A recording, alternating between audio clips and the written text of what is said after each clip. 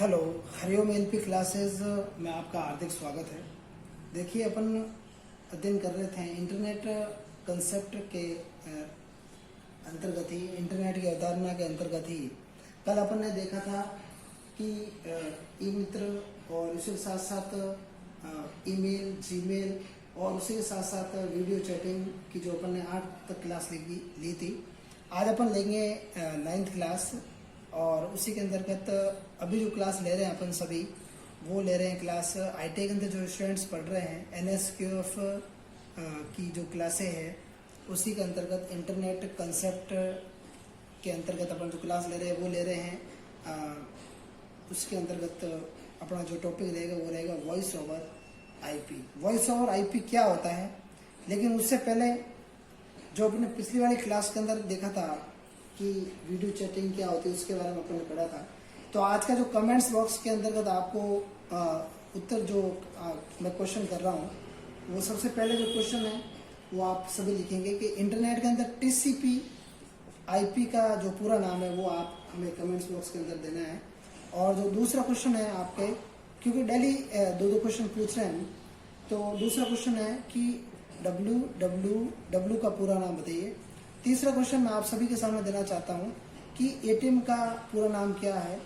और चौथा जो क्वेश्चन होगा माइकर का पूरा नाम क्या है। देखिए, मैं आपको सब बता चुका हूँ। ये इंटरनेट के अंदर काम में आता है। ये मुख्य रूप से गूगल से पहले जैसे इंटरनेट एक्सप्लोरर लेते हैं तो उसके अंदर www होता है। पिछले क्लास में आपने बताया था कि HTML और HTTP के बारे में मैंने आपको पूछा था कि फुल फॉर्म इसकी बताना आप कमेंट्स बॉक्स के अंदर लिख करके। तीसरा है कि एटीएम की फुल फॉर्म क्या है। चौथा जो माइकर, ये एक तरह का कोड होता है सीआई, मतलब जो कि बैंकों के अंदर जो चेक्स होते हैं उस चेक्स के नीचे की साइड में इस साई के द्वारा जो है लिखा हुआ होता है, वो होता है आपके माइकर कोड होता है, उसकी जो आपको फुल फॉर्म बतानी।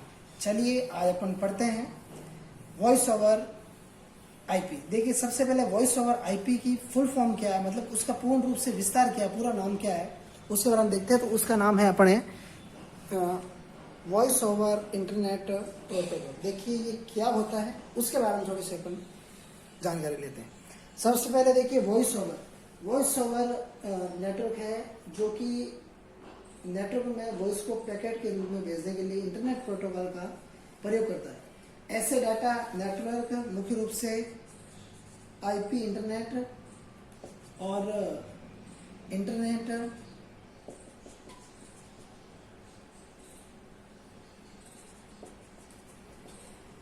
और लैन प्रयोग करते हैं, उनके द्वारा वीओआईपी प्राप्त किया जाता है।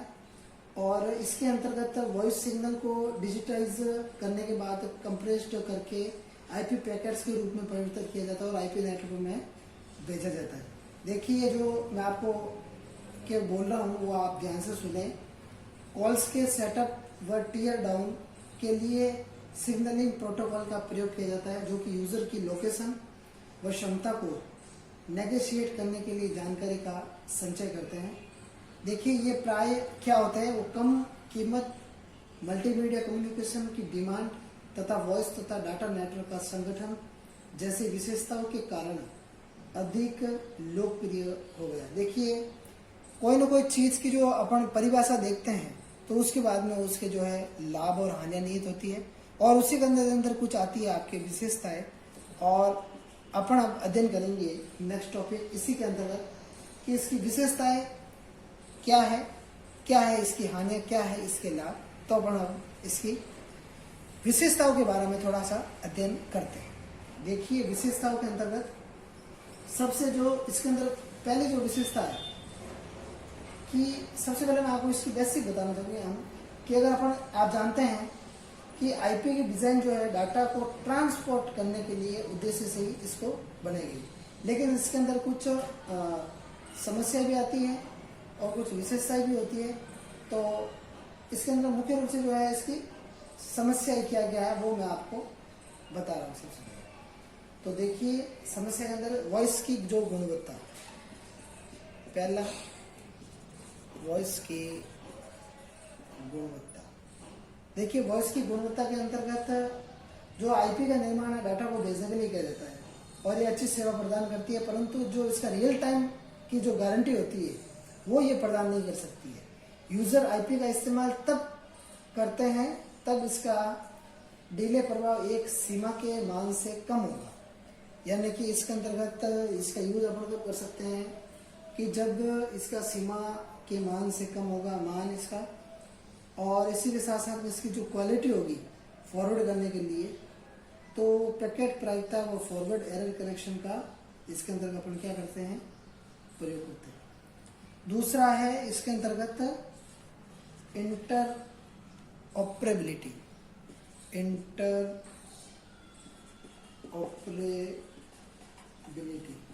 देखिए, पब्लिक नेटवर्क होता है, उस पब्लिक नेटवर्क के वातावरण में वेंडरों के प्रोडक्ट का इस्तेमाल तब होगा जब आईपी यूजरों में कॉमन कर दिया जाए। इंटर ऑपरेबिलिटी प्राप्त करने के लिए VoIP ने 4.323 स्टैंडर्ड की खोज की थी। क्या की थी? खोज की थी। तीसरा है सुरक्षा। देखिए, सुरक्षा का अपन यहाँ से अर्थ समझ सकते हैं। सुरक्षा का मतलब होता है सेफ्टी, और सेफ्टी चाहे वो किसी भी रूप में हो, वो हमें इसकी सुरक्षा इम्पोर्टेंट है।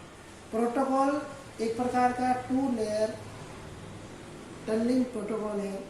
इनक्रिप्शन प्रक्रिया का उपयोग सुरक्षित सॉकेट लेयर SSL में किया जाता है। कैसे? देखिए, इंटरनेट में कोई भी हैकर किसी अन्य व्यक्ति के लिए भेजे गए पैकेट को अनधिकृत रूप से कैप्चर कर सकता है, अतः सुरक्षा प्रदान करने के लिए इनक्रिप्शन व टनलिंग का प्रयोग किया जाता है। और ये जो है मुख्य रूप से टनलिंग क्या होता है, 2 प्रकार के होते हैं। चौथा है कि public switched telephone network, public switch telephone network PSTN के साथ जो इंटीग्रेशन होगा उसका क्या होगा अपने वो देखते हैं। देखिए, नाम से जैसा पता चल रहा है कि पब्लिक टेलीफोनी का विकास जो है जब हुआ था तो कुछ वर्षों तक PSTN पर काम करने के लिए प्रयोग करने पड़े थे लोगों, और हमें इस सुविधा को बेहतर बनाने के लिए एवं यूजर के उपयोग के लिए IP और PSTN को कॉमन नेटवर्क पर प्रदर्शित करना होगा। PSTN का यहाँ पर फुल फॉर्म अगर बताना चाहे, पब्लिक स्विच्ड टेलीफोन नेटवर्क है। पांचवा और अंतिम है कि स्केलेबिलिटी क्या होती है, उसको अपन थोड़ा सा देखते हैं। उसके बाद में अपना जो है ये वॉइस ओवर वाला जो चैप्टर है अपना एंड होता है। तो देखिए क्या है स्केलेबिलिटी।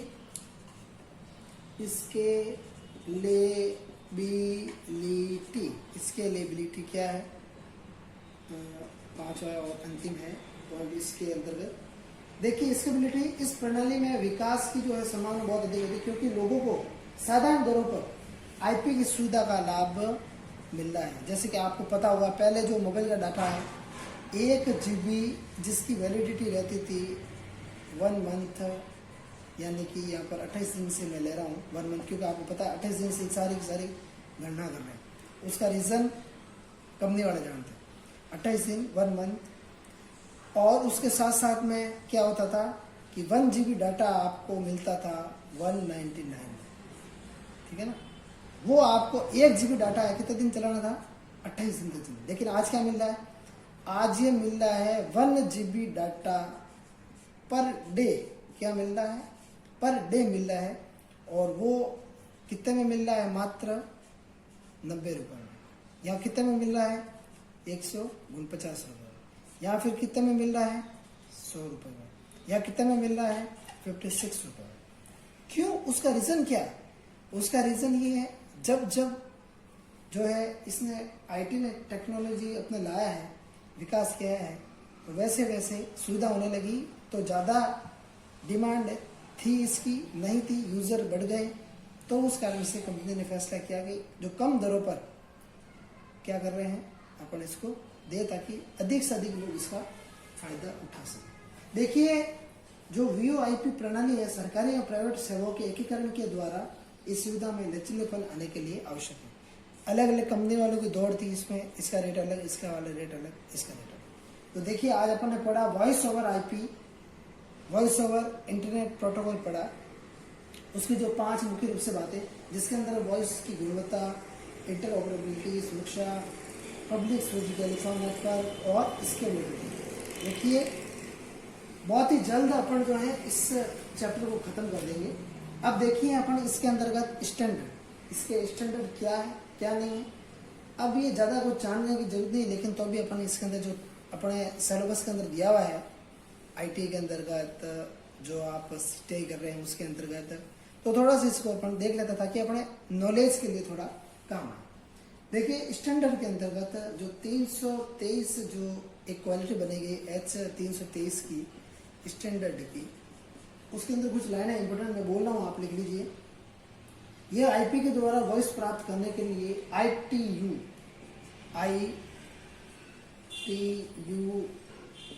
इंटरनेशनल टेलीकम्युनिकेशन यूनियन का एक मानक है। इंटरनेशनल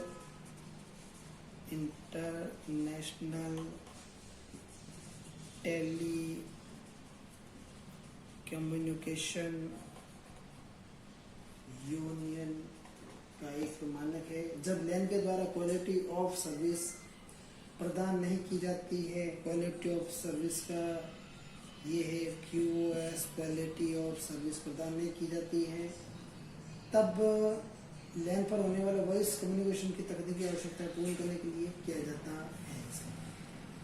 जब इसका मूलतः विकास लैन पर होने वाली मल्टीमीडिया कॉन्फ्रेंसिंग के लिए किया जाता है, परंतु बाद में इसे IP पर होने वाले वॉइस कम्युनिकेशन के लिए विकसित किया गया, और ये मानक पॉइंट टू पॉइंट कम्युनिकेशन और मल्टी पॉइंट कॉन्फ्रेंसिंग दोनों ही प्रकार के सुविधाएं प्रदान करता है।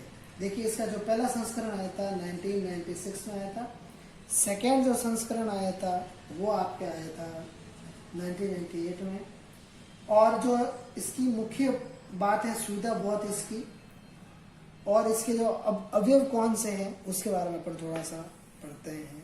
H.323 के स्टैंडर्ड के अवयव कौन से हैं? देखिए, मुख्य 4 अवयव है इसके। पहला है आपके टर्मिनल, दूसरा है आपके गेटवे, तीसरा है गेट कीपर्स, और चौथा है आपके इसके अंतर्गत multi point control unit MCU, multiple control unit, multiple control unit. थोड़ा बोर्ड क्या है, थोड़ा छोटा है, हिसाब से अपन बातचीत करते हैं। आप सभी एकदम सही रूप से देख रहे हैं। देखिए, यह इसका जो प्रयोग है ये रियल टाइम के लिए और द्विमार्गी संचालन की सुविधा प्रदान करता है, और सभी टर्मिनल्स का इसमें registration status, admission status, real time transfer protocol को जो इसको सपोर्ट करना इसके अंतर्गत इम्पोर्टेंट बात होता है। ये क्या करता है, पैकेट को लाने ले जाने के लिए RS गेट कीपर के साथ इंटरप्ट करने में प्रयुक्त किए जाते हैं। गेटवेज क्या होता है, गेटवेज के अंतर्गत ये क्या है, ये जो है क्या है, एंड पॉइंट होता है, और IP नेटवर्क टर्मिनल्स और स्विच आधारित नेटवर्क पर IT टर्मिनल्स के मध्य जो है रियल टाइम के लिए कुछ टाइम के लिए द्विमार्ग संचार प्रदान करता है, और रूपांतरण के लिए ये क्या करता है, कार्य करता है। देखिए, गेट कीपर्स, जैसे कि गेट कीपर्स मतलब क्या होता है, ध्यान रखने वाला। गेट कीपर्स का जो मुख्य सिस्टम है जो है मैनेजमेंट का काम करना, जैसे मैंने आपको पहले कहा था, कीपर्स का मतलब है ध्यान रखना। जैसे कि क्रिकेट खेलते हैं तो एक कीपरिंग करता है, कीपरिंग का मतलब है बॉल को पकड़ने वाला, मतलब ध्यान रखने वाला बॉल का। तो उसी प्रकार से में प्रबंधक का कार्य करता है। ये अपनी जोन की सभी कॉलों का केंद्रीय बिंदु होता है और register end to end point के लिए सुविधाएं प्रदान करता है। इसके अंदर बहुत सारे जैसे कॉल सिग्नलिंग है, एडमिनिस्ट्रेशन कंट्रोल है, एड्रेस रूपांतर, लेकिन अपने इतने काम के नहीं है। अपन को इसके केवल नाम ध्यान रखना है कि हाँ, जैसे कॉल ऑथराइजेशन है, बैंडविड्थ मैनेजमेंट है, कॉल मैनेजमेंट है। अब चौथा और अंतिम अपन देखते हैं कि मल्टीपल काउंट यूनिट। देखिए मल्टीपल काउंट यूनिट जो होता है MCU, ये एंड पॉइंट का होता है जो 3 अधिक टर्मिनल और गेटवे को मल्टी पॉइंट कॉन्फ्रेंस में भाग लेने की क्षमता प्रदान करता है। वैकल्पिक मल्टी पॉइंट प्रोसेसर आते हैं और टर्मिनल की क्षमता के बारे में बताता है, लेकिन ये ऑडियो वीडियो डाटा की मल्टीप्लेक्सिंग नहीं करता है। यह मल्टीप्लेक्सिंग MC के नियंत्रण वाले MP के द्वारा होती है। जैसे कि मैं आपको बता सकता हूँ कि एक छोटे से चित्र के माध्यम से, जैसे कि MCU एक सिस्टम है आपके और पूरा का पूरा ये रोड दिया हुआ है और उसी के साथ साथ जो है गेट कीपर है और उसी के साथ साथ ये क्या है आपके टर्मिनल लगा हुआ है। अब ये का पूरा जो किससे जुड़ा हुआ है, लैन से जुड़ा हुआ है। किससे जुड़ा हुआ है, लैन से जुड़ा हुआ है, ठीक है ना। अब इसके अंतर्गत मुख्य रूप से क्या होता है, एक तो MCU जुड़ा हुआ है, एक टर्मिनल जुड़ा हुआ है, एक आपके इसमें जुड़ा हुआ है गेट कीपर। अब देखिए जो मुख्य रूप से एक टर्मिनल है इसमें और इसमें एक गेटवे है।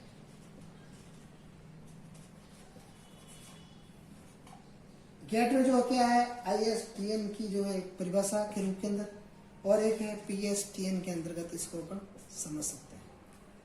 PSTN क्या होता है वो मैंने आपको बताया, ISDN क्या होता है वो मैंने आपको बताया। तो देखिए आज के जो टॉपिक है वॉइस ओवर इंटरनेट प्रोटोकॉल के अंतर्गत 9वां चैप्टर, वो आपके यहाँ पर आपके कंप्लीट हो जाए। अपन जो नेक्स्ट वाला जो टॉपिक है उसके अंदर अपन देखेंगे कि सोशल नेटवर्किंग क्या है, उसके क्या क्या लाभ है और क्या क्या हानि है। तो देखते हैं अपन नेक्स्ट टॉपिक के अंतर्गत क्या क्या इसके लाभ है और क्या क्या हानि है। धन्यवाद, आपने इसको देखा।